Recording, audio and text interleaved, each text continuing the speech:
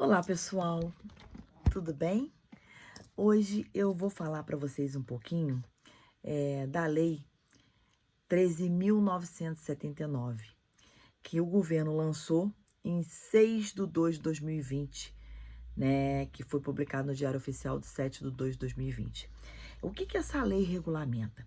Ela regulamenta uma série de medidas que poderão ser adotadas para o enfrentamento de emergência da saúde pública de importância internacional decorrente do coronavírus. Ou seja, o governo já está sabendo disso, né, gente? Agora que eu estou notando isso. Imagina, desde fevereiro de 2020. Hoje nós estamos no dia 19 de março de 2020 e o governo começou a falar dessa lei agora. Ou seja, esse lance de coronavírus já está sendo falado desde fevereiro. Olha que loucura. Mas então, como o surto ele está crescendo e se tornando uma pandemia, ou seja, uma epidemia mundial, essa lei ela dispõe de algumas partes muito importantes que eu queria falar para vocês. Uma delas é sobre as faltas justificadas, ou seja, no artigo 2º da lei, ele instituiu essa lei, o isolamento, que é a separação de pessoas doentes ou contaminadas, ou seja, as pessoas que já estão com coronavírus precisam ficar isoladas, elas precisam ficar sem convívio com outras pessoas, se chama isolamento. Ele também instituiu no artigo 2, parágrafo, o inciso 2, quarentena, que é a restrição de atividades ou separação de pessoas suspeitas de contaminação das pessoas. Ou seja, eu acho que posso estar ou posso pegar com outras pessoas, né? Ser contaminada. Então, eu preciso ficar separada do convívio de outras pessoas. Ele determinou também a obrigatoriedade do exame. Você tem que fazer o exame para saber se você está com coronavírus ou não. O artigo 3º, ele vem falando sobre o enfrentamento de emergência da saúde pública e da importância internacional decorrentes do coronavírus. Poderão ser adotadas, entre outras, seguintes medidas. Então, ele fala aqui, aí ele amplia, né? A legislação brasileira, ela é assim, né, gente? Um parêntese. Ele já falou lá no 2º, ele vem falando no 3º de novo. Mas, enfim, deve ser para a gente gravar. Isolamento, quarentena, determinação de realização compulsória, ou seja, compulsória e obrigatória, de exames médicos, testes laboratoriais, coleta de amostras clínicas, vacinação e tratamentos médicos, né? Além disso, esses que eu te falei, a determinação da realização, que é o inciso 3. O inciso 4, ele fala do estudo da investigação epidemiológica. O 5 é exumação, necrópsia, cremação e manejo de cadáver. 6, restrição excepcional e temporária da entrada e saída no país, ou seja, controle de fronteiras.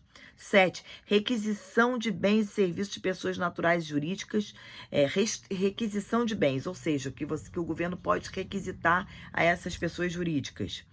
E autorização excepcional e temporária para importação de produtos sujeitos à vigilância sanitária sem registro na Anvisa. Por quê? Os testes do coronavírus, eles ainda estão sendo feitos, né, gente? Então, muita gente nem passou pelo crivo da Anvisa, de toda a ANS, todos esses órgãos aí que verificam se esses produtos podem ser utilizados ou não por ser humano. Vai tomar do princípio que se foi feito na Europa ou nos Estados Unidos ou nos outros continentes mais adiantados do que nós, você vai poder trazer para o Brasil, né? Ele diz também que as medidas previstas nesse artigo somente poderão ser determinadas com base em eficiências científicas. É lógico que criou assim, não deixou muito aberto, né? Criou fez um resguarde desse artigo. Ele também diz que ficam asseguradas as pessoas afetadas pelas medidas previstas nesse artigo. 1. O direito de ser informadas permanentemente sobre o seu estado de saúde, ou seja, nada pode ser escondido dessas pessoas. O direito de receberem tratamento gratuito, aí é que pega. Eu quero ver a saúde brasileira que consiga ser feito isso, né, gente?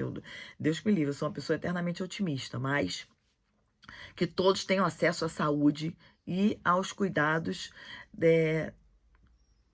para se safarem, saírem, né, se curarem que é a palavra específica, do coronavírus. No parágrafo 3º diz que será considerado falta justificada ao serviço público e atividade laboral privada o período da ausência decorrente das medidas previstas nesse artigo. Ou seja, aquilo que eu falei, você não poderá descontar dos seus funcionários se eles estiverem em isolamento, se eles estiverem em quarentena, se eles estiverem se ausentado do trabalho para fazer os exames. Ele diz também que, por auto do Ministério do Estado de Saúde, disporá sobre as condições e prazos aplicáveis às medidas nos incisos 1 e 2. Ou seja, o Ministério da Saúde é que vai ter que regulamentar essa lei. O parágrafo 6º, ato conjunto do Ministro do Estado de Saúde, da Justiça e Segurança Pública, disporá sobre a medida prevista nesses artigos, ou seja, também dando uma amplitude de poderes para outros órgãos governamentais que possam também tratar dessa epidemia, dessa pandemia do coronavírus.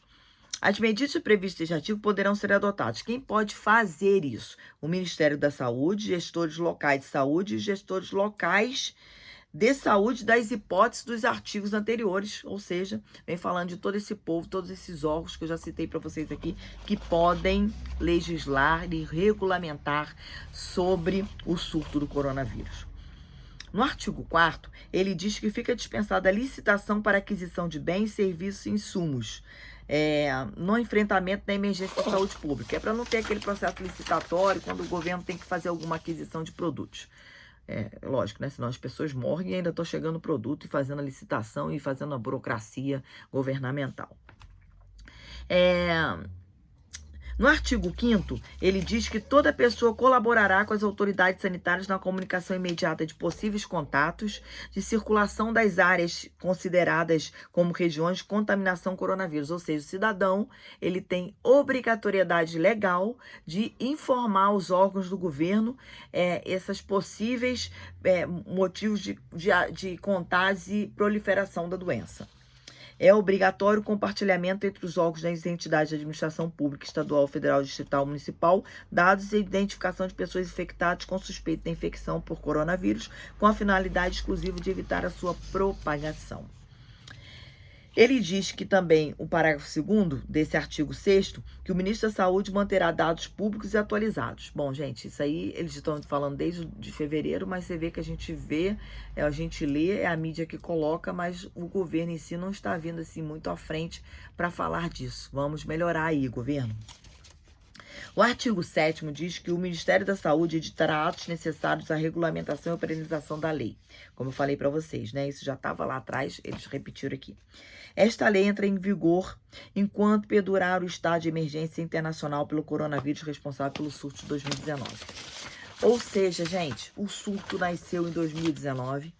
A gente começou a se mexer agora e, infelizmente, a gente só começou a saber disso, né? Porque o brasileiro, infelizmente, assim, a gente poderia melhorar nesse aspecto. A gente não lê tanto quanto a gente deveria, mas a gente começou a sofrer as causas e as medidas agora, esse mês de março. Que a gente possa, se você puder dar uma olhadinha na lei, para que você veja o que você pode te ajudar, né? Mas a medida é que nós estamos todos no mesmo barco. E eu espero, com a ajuda de Deus, né? E com a bênção do nosso Deus, que a gente possa sair disso logo, logo. Um beijo.